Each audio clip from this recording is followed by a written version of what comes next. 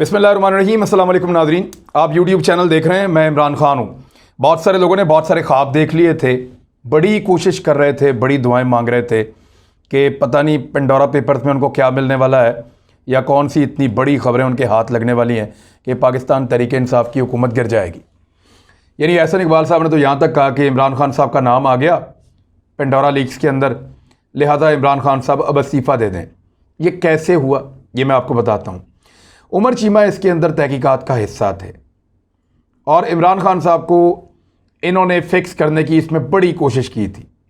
जिस दिन से इनको ये मालूमात फ़राहम की गई ICIG की जानिब से कि जनाब ये मालूमात हैं और आपके मुल्क के अंदर ये लोग हैं, लगभग 700 के करीब लोग हैं, तो ये सबसे पहले इमरान खान को और उसके आसपास के लोगों को ढूंढ रहे थे कि काबू करो किसी तरह इन लोगों को, इन लोगों से सवाल करो, इन लोगों से जवाब मांगो। इमरान खान साहब को एक दूसरे एड्रेस पे रहने वाले फरीदुद्दीन साहब के नाम पे 2 ऑफशोर कंपनीज थी, उसमें फांसने की भी कोशिश की गई। वहाँ सवालात उठाए गए और वो जो सवाल है उस सवाल की शक्ल में उनका एक नाम सिर्फ मेंशन है इमरान खान साहब का इस पेंडोरा पेपर्स के अंदर। वो किस अंदाज में है, यानी वहाँ क्लैरिफिकेशन है कि पाकिस्तान के वज़ीर आज़म इमरान खान साहब का इसके साथ कोई ताल्लुक नहीं है। यहाँ पे इसमें दर्ज है, पेंडोरा पेपर्स हैं इसके अंदर, The documents contain no suggestion that Khan himself owns offshore companies।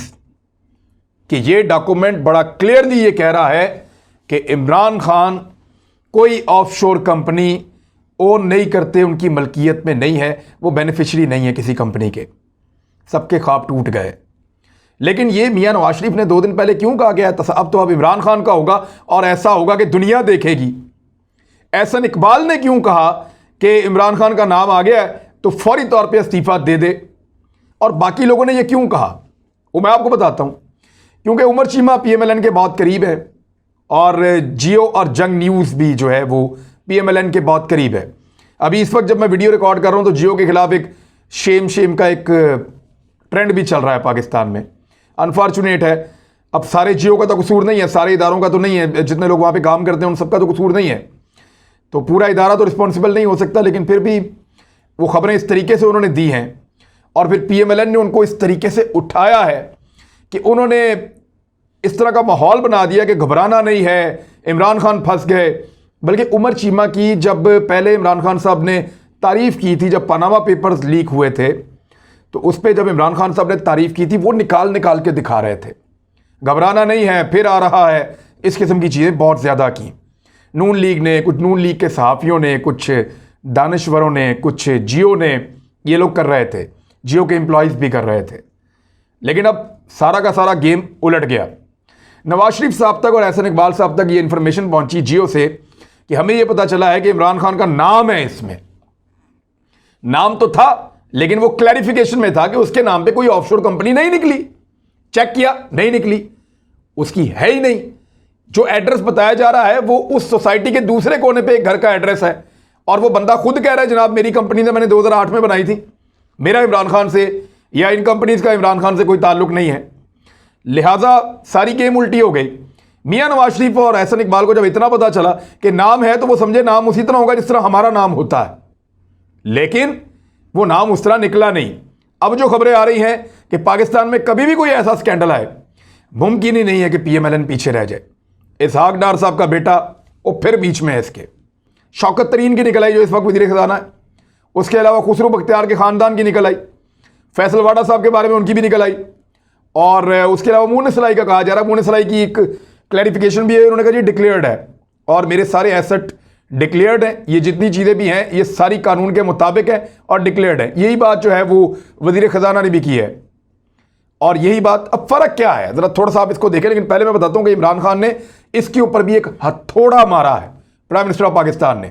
उन्होंने क्या किया जिससे अब ज़्यादा परेशानी शुरू हो जाएगी PMLN के कैंप में, वो ये है, we welcome the Pandora papers exposing the ill gotten wealth of elites accumulated through tax evasion and corruption and laundered out to financial havens.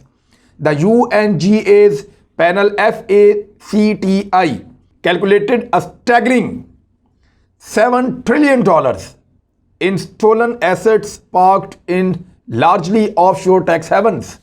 ये इमरान खान साहब ने स्टेटमेंट दिया और बल्कि 3 ट्वीट ऊपर नीचे कर दिए। अगले में उन्होंने कहा कि my government will investigate all over citizen mentioned in the Pandora papers and if any wrongdoing is established we will take appropriate action. इस बारे में भी उन्होंने बात की। फिर उन्होंने ये बताया कि इफ अनचेक्ड, अगर हम इसको चेक ही नहीं करेंगे तो फिर हालात किस तरफ जाएंगे। मैं आपको इसका पूरे का ट्रांसलेशन बता देता हूं। 3 ट्वीट्स ऊपर नीचे इमरान खान साहब ने किए और उन ट्वीट्स में वो क्या कह रहे हैं ये आप सुन लें। उनका यह कहना है कि हम पेंडोरा पेपर्स को खुशामदीद कहते हैं, जो अशराफिया की नाजायज़ दौलत को बेनकाब करते हैं, जो टैक्स चोरी और बदनवानी के जरिए जमा होती है, यानी वो दौलत जो टैक्स चोरी से और बदनवानी से जमा होती है और ऐसी जगहों पे पहुंच जाती है जो टैक्स हेवंस हैं। अक़वाम मुत्तहिदा के SGs के पैनल FACTI ने चोरी शुदा, ये अक़वाम मुत्तहिदा का एक इदारा है, ज़ेली इदारा है जो काम करता है इस किस्म के जराइम के ऊपर, यानी इसका नाम है high level panel on international financial accountability transparency and integrity. ये एक अक़वाम मुत्तहिदा का इदारा है जो इस किस्म के फाइनेंशियल क्राइम्स को और इन चीज़ों को देखता है। वो ये कहता है कि चोरी शुदा असासों में $7 ट्रिलियन का तखमीना उन्होंने लगाया कि $7 ट्रिलियन, 7,000 अरब डॉलर जो हैं वो चोरी हुए असासे हैं। ये अक़वाम मुत्तहिदा की रिपोर्ट के मुताबिक जो बड़े पैमाने पर ऑफशोर कंपनीज के ज़रिए से टैक्स हेवंस में जमा किए गए हैं। फिर उन्होंने कहा मेरी हुकूमत पंडोरा पेपर्स में तमाम शहरी जो शामिल हैं इसके अंदर जिनके नाम हैं उनकी तफ्तीश करेगी और अगर कोई गलत और गैर कानूनी साबित हुआ तो हम मुनासिब कानूनी कार्रवाई करेंगे।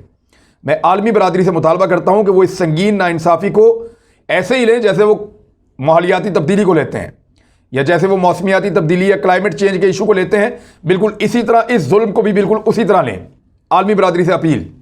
फिर उन्होंने कहा कि अगर इसको ऐसे ही अनचेक्ड छोड़ दिया, इसके ऊपर कोई एक्शन ना लिया तो अमीर और गरीब रियासतों के दरमियान अदम मसावात में इजाफा हो जाएगा और गुर्बत में इजाफा होगा। इसके नतीजे में गरीब जो रियासतें हैं वहाँ से अमीर रियासतों की जानिब बहुत बड़ी माशी नकल मकानी का सैलाब आएगा, यानी गरीब मुल्कों से मज़ीद लोग अमीर मुल्कों की तरफ जाएंगे और पैसा भी वहाँ को जाएगा, जिससे दुनिया भर में मज़ीद माशी और समाजी अदम इस्तेहकाम पैदा होगा जो एक बहुत बड़ा जुल्म होगा। ये इमरान खान साहब के 3 ट्वीट्स हैं, यानी जिसके ऊपर आप एलिगेशन लगा रहे थे वो कह रहे हैं जी हम तो इसकी इंक्वायरी करेंगे, छोड़ेंगे नहीं किसी को। कुछ बड़े नाम इसके अंदर आए हैं, वो नाम भी आपको बता देते हैं लगे हाथों। इसमें मैंने आपको बताया शौकत तरीन साहब का नाम है, अली डार का नाम है, इसहाक डार के बेटे, और इसके अलावा चौधरी मुनसलाई का नाम है, फिर नवीद मुगीस शेख का नाम है और ये शुगर मिल वाले हैं, इनका नाम भी है इसके अंदर। फैसल वाडा जो है वो उनका नाम भी है और इसके अलावा बशीर दाऊद का नाम है। ये लोग क्लेम करते हैं इन्होंने कंपनीज बनाई हैं और इनकी लीगल हैं और डिक्लेयर्ड है। जिनकी नहीं होंगी वो पकड़े जाएंगे, नहीं बचेंगे। मियां नवाज शरीफ साहब की भी कंपनी अगर लीगल होती है, डिक्लेयर्ड होती है तो मसला ही कोई नहीं था। यानी मियां नवाज शरीफ साहब अगर ऑफशोर, अच्छा ऑफशोर कंपनी लोग बनाते क्यों हैं? वो इसलिए बनाते हैं ताकि वहां पे उनको पैसों से, टैक्सेस से बचने का उनको एक रास्ता मिल जाता है उन मुल्कों में, इसलिए बनाते हैं। वो वहां के लोग भी बनाते हैं, यहां के लोग भी जाके बनाते हैं कि ऑफशोर कंपनी बनाओ, टैक्स बचाओ। लेकिन जो चोरी का पैसा लेकर जाता है वो इसलिए बनाता है कि उसका पता ही नहीं चलेगा ये दौलत इसकी है। मियां नवाज शरीफ साहब ने टैक्स बचाने के लिए ऑफशोर कंपनी नहीं बनाई थी। इन लोगों ने तो शायद टैक्स बचाने के लिए या कारोबार के लिए किसी ने बनाई होगी, लेकिन मियां नवाज शरीफ साहब का केस उल्टा था। मियां साहब ने इसलिए बनाई थी ताकि उनकी शनाख्त छुपाई जा सके, पता ही ना चले कि ये जायदाद मियां साहब की है, क्योंकि वो जायदाद इतनी महंगी थी कि मियां साहब बता नहीं सकते थे कि ये ली कैसे और ये जायदाद बनाई कैसे। इनमें भी कुछ ऐसे लोग होंगे, पकड़ा जाना चाहिए उनको। जैसे आरिफ उस्मानी साहब हैं, ये नेशनल बैंक के प्रेसिडेंट रहे पहले पाकिस्तान में। फिर एहसन लतीफ़ साहब हैं, इनका भी बड़ा बिजनेस पाकिस्तान में है। उसके अलावा मैं आपको और बंदे बताता हूँ। अली जहांगीर सद्दीकी, ये ambassador at large for foreign investment. फिर इसके बाद अदनान अफरीदी, ये मैनेजिंग डायरेक्टर हैं नेशनल इन्वेस्टमेंट ट्रस्ट के रहे हैं। फिर इसके बाद खुसरू बख्तियार, ये federal minister for industries and production, इनका भी नाम। Abdullah Masood, son of Waqar Masood Khan, former SP assistant to prime minister on financial and revenue, ये साबिका है। इसके बाद जी एक आ गए आसिफ हफीज़, ये मर्चेंट हैं, ताजिर हैं। फिर एक लेफ्टिनेंट जनरल शफातुल्ला शाह, इन्होंने बहुत बड़ी प्रॉपर्टी है, इनके बारे में एतराज़ भी पीएमएलएन बहुत ज़्यादा कर रही है। मुशर्रफ साहब के करीबी थे, former military secretary of general Pervez Musharraf.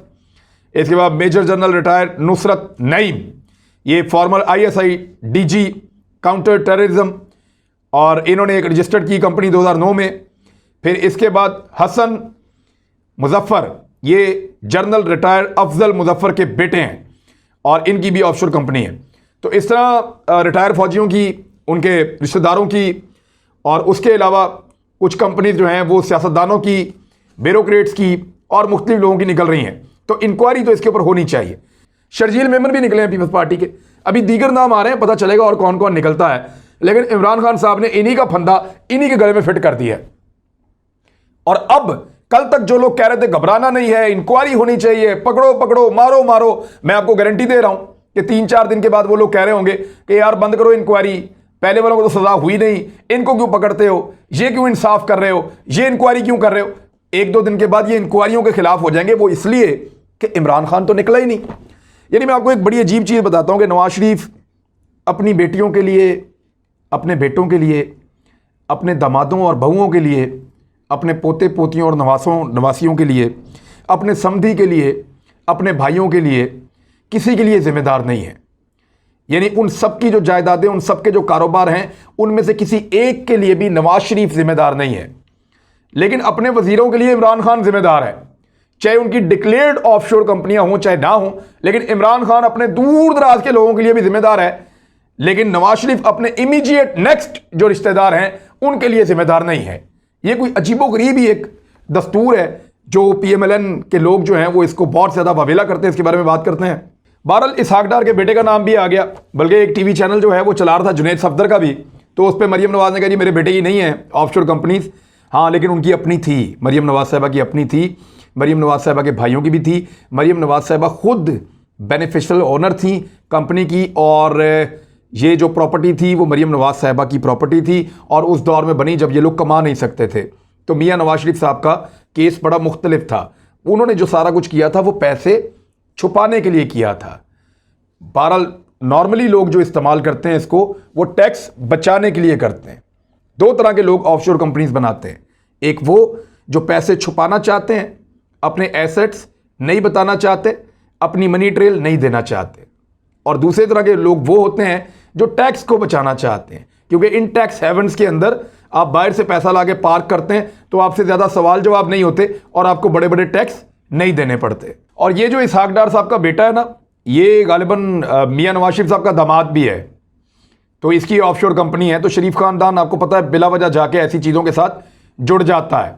कल तक सारा पीएमएलएन जो है वो पेंडोरा कर रहा था, और अब ये पेंडोरा बॉक्स जब खुला है तो पेंडोरा की कहानी मैंने आपको पिछले वीलॉग में बताई थी कि ये कहानी एक ऐसे बॉक्स की है जिसको जब खोलो तो इसमें से दुख, तकालीफ, परेशानियां और बहुत सारी चीज़ें निकलती हैं, और आखिर में इसमें से उम्मीद निकलती है।